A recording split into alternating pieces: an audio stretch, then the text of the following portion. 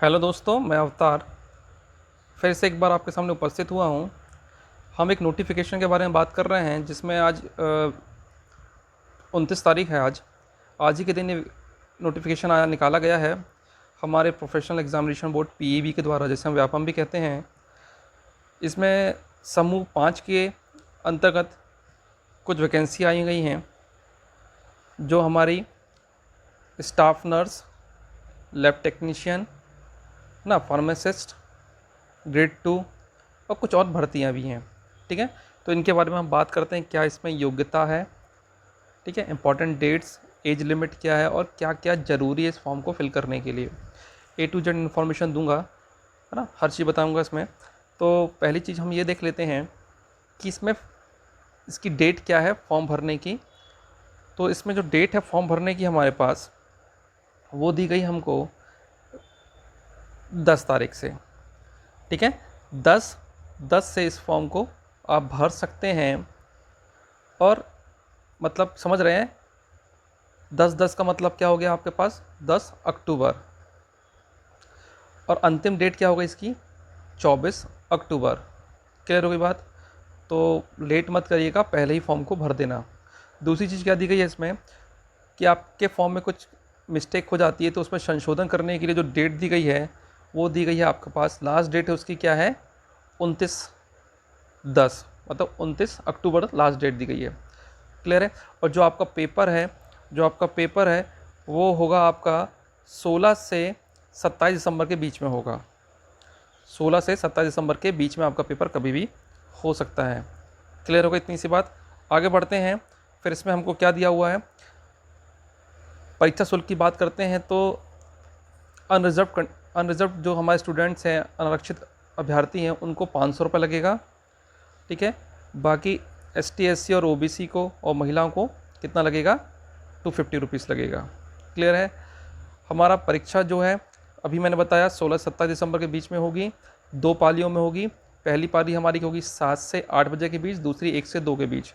तो ये सब कुछ उसमें लिखा हुआ है, आप उसको पढ़ सकते हैं। जो इम्पोर्टेंट चीज़ें हैं वो मैं बताता हूँ। पहली चीज़ यहाँ पर लिखी गई है, आप थोड़ा ध्यान से देखेंगे। आपका आधार पंजीयन होना बहुत ज़रूरी है। आपका आधार पंजीयन होना ज़रूरी है। यदि आधार पंजीयन नहीं है तो आप फॉर्म को आगे फिल नहीं कर पाएंगे, पहली चीज़।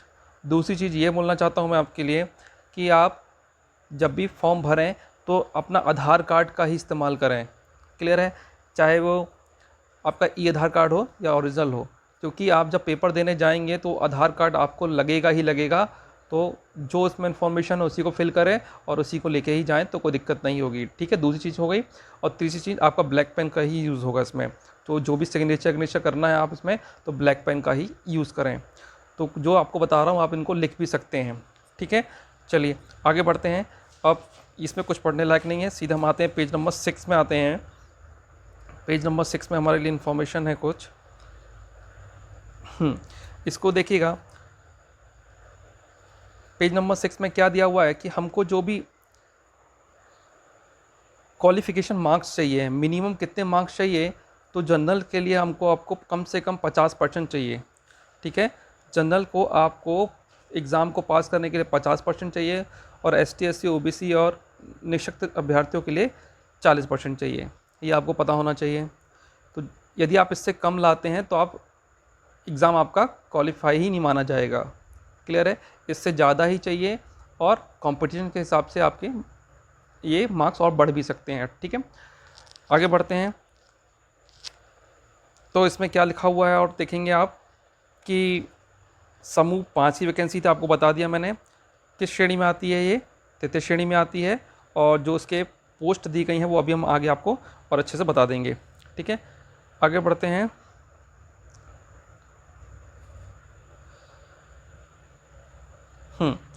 इसमें आपकी जो भी एज है ना, एज, जो एज की मैं यदि बात करूं तो वो जनरल के लिए कितनी है, मिनिमम 18 वर्ष और मैक्सिमम 40 वर्ष। ठीक है, और ST SC के लिए तो मैक्सिमम ST SC OBC और आपका वुमेन हो गए तो इनके लिए मैक्सिमम कितनी है 45 ईयर्स है। ठीक है, तो मिनिमम एज दोनों के लिए 18 वर्ष है। क्लियर है। और जनरल के लिए मैक्सिमम कितनी है 40, ST SC OBC और महिलाओं के लिए कितना है 45 है। दूसरी चीज़ आप याद रखिएगा कि इसमें मांगा क्या गया है, इसमें क्वालिफ़िकेशन में मांगा गया है आपके लिए, कुछ पोस्ट के लिए 12th मांगा गया है, कुछ पोस्ट के लिए 12th मांगा गया है, और कुछ में इसके साथ डिप्लोमा भी मांगा गया है। ठीक है, तो जो भी आपका डिप्लोमा या 12th है ना, जो भी आपका डिप्लोमा या 12th है, वो जिस समय आप फॉर्म भर रहे हैं, जिस समय आप फॉर्म भर रहे हैं उस समय तक वो कंप्लीट हो जाना चाहिए। ठीक है, उस समय तक वो कंप्लीट हो जाना चाहिए, इसमें यहाँ इस पॉइंट पे लिखा हुआ है। क्लियर है। अच्छा, पेपर का विवरण देखें हम तो क्या आएगा इसमें, 100 अंक का आपका पेपर होगा। ठीक है, एक ही प्रश्न पत्र रहेगा, उसमें आपका सामान्य ज्ञान, सामान्य हिंदी, सामान्य अंग्रेजी, सामान्य गणित, सामान्य विज्ञान, ठीक है, और सामान्य अभिरुचि और तकनीकी ग्रेड पर आधारित पेपर होंगे। क्लियर, ये चीज़ लिखा हुआ है। इसको और अच्छे से नीचे डिस्क्राइब किया गया है, तो वो भी हम आगे चल के देख लेते हैं। बात समझ में आ रही है। आगे बढ़ते हैं, पेज नंबर 8 में चलते हैं हम, उसमें हमारे लिए कुछ इन्फॉर्मेशन है। जैसे अभी आपको मैंने बताया कि जो आपकी एज है, जो आपकी एज है वो है ना, आपकी जो भी एज है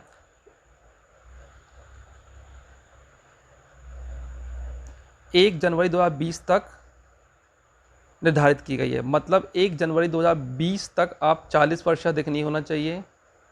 क्लियर है। ST SC OBC और जनरल और महिलाएं 45 वर्ष से अधिक नहीं होनी चाहिए। बात समझ में आ रही है। इसमें इतना ही दिया हुआ है।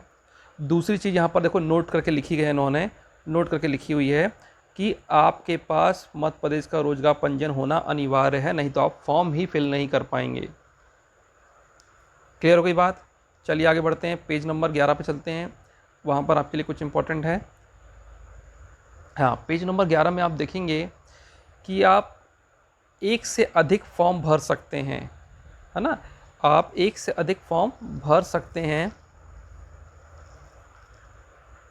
और साथ ही साथ याद रखना एक से अधिक पद के लिए भर सकते हैं। मतलब आप चाहते हैं कि मैं एक से अधिक पद के लिए फॉर्म भरना चाहता हूं, तो उसके लिए आपको एक ही फॉर्म में सभी पदों के लिए नहीं जाएगा, एक फॉर्म एक पद के लिए जाएगा, और दूसरे पद के लिए फॉर्म भरना चाहते हैं तो उसके लिए आपको दूसरा फॉर्म फिल करना पड़ेगा। ठीक है, तो ये चीज़ आपको यहाँ पर देखने को मिल जाएगी। क्लियर हो गई बात। आगे बढ़ते हैं, आरक्षण की बात कर लेते हैं। इसमें कितना दिया हुआ है हमारे पास, ये आरक्षण के लिए आपको जो दिया हुआ है यहाँ पर ये क्लियर है। तो ये तो अभी जो रिवाइज हुआ है ये 24 दिसंबर 2019 को हुआ है कि आपका OBC को 27% कर दिया गया, OBC को 27% कर दिया गया, पर ये 27% नहीं रहेगा क्योंकि अभी हाई कोर्ट में इसको चैलेंज किया गया है, जो कि वहाँ पर नहीं ठहरने वाला है, गिर ही जाएगा। तो जो हमारा पहले OBC का चलता था परसेंट वही रहेगा, ये 27% नहीं रहेगा। इस चीज़ को आप हमेशा दिमाग में रखिएगा। ठीक है, आगे बढ़ते हैं। इसके नंबर हम बाद हम चलते हैं पेज नंबर 21 में। कुछ इन्फॉर्मेशन आपके लिए यहाँ पर भी है, जो इम्पोर्टेंट है वही बता रहा हूँ, बाकी बीच में कुछ नहीं है हमारे लिए। अच्छा, ये आगे वैकेंसी की बात करते हैं। यदि हम वैकेंसी की बात करते हैं तो अलग अलग विभाग के लिए आई हुई हैं, और आप जैसे कि देख सकते हैं कि यहाँ पर आप देखेंगे तो जबलपुर के लिए आई हुई है, नेताजी सुभाष चंद्र जो मेडिकल कॉलेज है हमारा, उसमें वैकेंसी आई हुई है। तो उसमें स्टाफ नर्स की है ना, स्टाफ नर्स की है, टेक्नीशियन की है ना, ऑर्थो टेक्नीशियन की है, फार्मासिस्ट की है, OT की है, बहुत सारी वैकेंसी लिखी गई। इसमें से कुछ जैसे OT वाली, असिस्टेंट वाली, ये 12th के लिए हैं, है ना। तो ये वो नीचे देखिएगा आपको, तो इन्हीं को आप देख के जो वैकेंसी है आप भर सकते हैं। बाकी और कुछ नहीं है इसमें। जैसे कि रीवा के लिए आई हुई है ना, ये रीवा के लिए हो गई, इंदौर के लिए हो गई, भोपाल के लिए हो गई है, शहडोल के लिए हो गई है, और आप देखेंगे तो शहडोल हो गया, भोपाल हो गया, भोपाल के लिए, विदिशा के लिए। क्लियर है। इसी तरह बहुत सारी वैकेंसी आई हुई है। इन वैकेंसियों का पूरा एक साथ यहाँ पर हमको दिया हुआ है, ये देखिए, इसको इस पेज को देखेंगे आपको अच्छे समझ में आएगा। स्टाफ नर्स के लिए टोटल कितनी वैकेंसी है, 525 हैं। पुरुष स्टाफ नर्स के लिए 222 वैकेंसी हैं, है ना। तो पूरा एक वैकेंसी हमको दी गई है, जो कि कितनी है, 2150 वैकेंसी हैं। क्लियर है। तो जो भी आप जिस कैटेगरी में आते हैं, जो भी आपने एक डिप्लोमा किया है इससे रिलेटेड, तो वो सब आप देख के अपने हिसाब से यहाँ पर वैकेंसी भर सकते हैं, है ना। कुछ दिक्कत हो तो पूछते चलिएगा। आगे बढ़ते हैं। जैसे कि अब आते हैं यहाँ पर हम, अब इसमें क्या दिया गया है आपको, जो वैकेंसी दी गई हैं, जैसे कि इस जबलपुर की जो वैकेंसी दी गई हैं, है ना, एक स्टाफ नर्स के लिए जो आरक्षण के हिसाब से यहाँ पर वैकेंसी दी गई हैं, किसके हिसाब से, आरक्षण के हिसाब से वैकेंसी दी गई हैं, क्या क्या हैं, क्लियर है। तो स्टाफ नर्स के लिए जबलपुर में 262 पद हैं, तो जिसमें से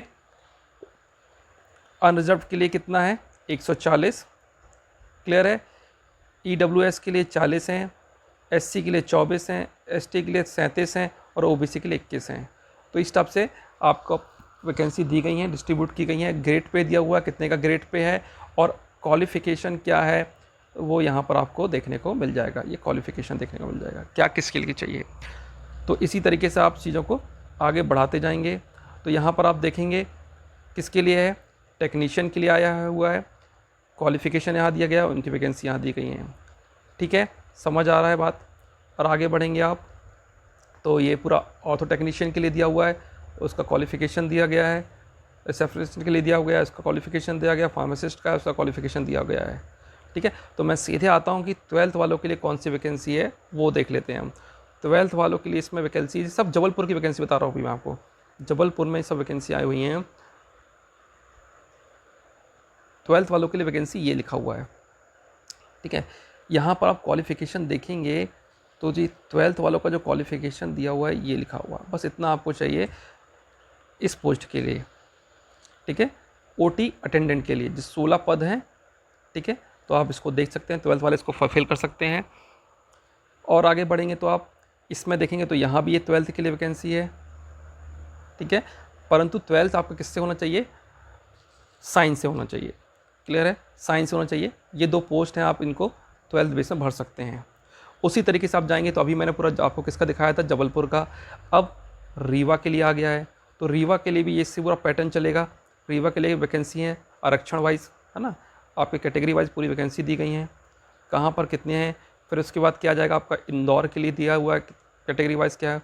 तो आप जहाँ से फिल करना चाहते हैं उस हिसाब से आप देख के इनको भर सकते हैं। और आपको भी मैंने बता दिया कि 12th के बेस पे कौन सी 2 वैकेंसी हैं, बात समझ में आ रही है। अब सीधे यहाँ पर चलते हैं, सब बड़ा वैकेंसी दिया हुआ है हर चीज़ के लिए। ठीक है, इसमें कुछ नहीं देखना हमको। आप जैसे कि शेड्यूल के लिए दिया हुआ है, ये शेड्यूल से हैं तो आप शेड्यूल के लिए यहाँ से देख सकते हैं, उनका ये दिया हुआ है वैकेंसी। ठीक है,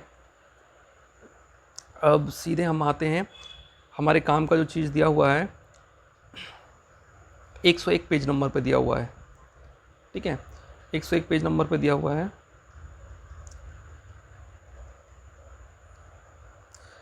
ये देखिएगा, वही चीज़ ऊपर बताया था अभी मैंने, आवेदन प्रारंभ की तिथि ये दी गई है, अंतिम तिथि दी गई है ना, और आप इसको संशोधन करने की तिथि दी गई है, क्लियर है। पेपर 2 पारियों में होगा, ये सब दिया हुआ है आपको। प्रश्न पत्र कितना है, 500 250 बताया किसको कितना लगना है।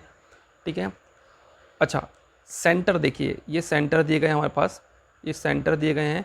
तो ये 16 जगह पे होगा, इसका केंद्र होगा भोपाल, इंदौर, जबलपुर, ग्वालियर, उज्जैन, नीमच, रतलाम, मंदसौर, सागर, सतना, खंडवा, गुना, दमोह, सीधी, छिंदवाड़ा और बालाघाट।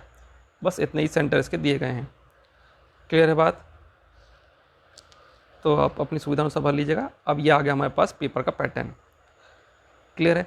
जो इसमें 2 पेपर होने थे मैंने बताया, तो पहला है 1 से 6 तक का पेपर होगा जो सिर्फ 25 नंबर का होगा। उसके बाद आपका ये 7वें नंबर का जो पेपर है, आपका जो भी ट्रेड होगा वो 75 नंबर का होगा, क्लियर है। और टोटल आपका 100 नंबर का पेपर होने वाला है, समझ आ रही बात। तो इसमें वैसे हिसाब से मेरे कुछ छोड़ा नहीं है, सब कुछ बता दिया है। और जो भी कुछ डाउट होगा तो आप मुझे बताइएगा। तो इम्पॉर्टेंट चीज़ क्या है, आधार पंजीयन ज़रूरी है, और है ना, आधार पंजीयन करा लीजिएगा और आधार कार्ड का ही इस्तेमाल करें तो बेस्ट रहेगा आपके लिए। बाकी सिलेबस आपको दिखा दिया है मैंने।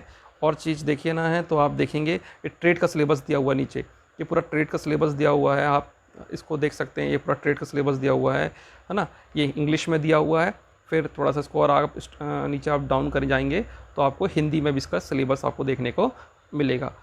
तो इसमें बाकी आप कुछ ऐसा है नहीं है। यदि आप इसकी पात्रता रखते हैं तो इसको आप फिल कर दें। ठीक है, नीचे आते हैं तो आप ये देखिए, आप हिंदी में भी सिलेबस आ गया हुआ है। ठीक है, जो भी ट्रेड का दिया हुआ है। बाकी हिंदी, इंग्लिश और आपका जो भी चीज़ें हैं इनका सिलेबस तो आपको पता ही रहता है, व्यापम की साइड में आपको देखने को मिलता ही रहता है। और वैसे भी 25 नंबर का आना है तो आप ज़्यादा फोकस करेंगे किस पे, ट्रेड पे। चलिए फिर एक बार फिर से उपस्थित होऊंगा आपके पास किसी दूसरे नोटिफिकेशन के साथ। Okay, thank you.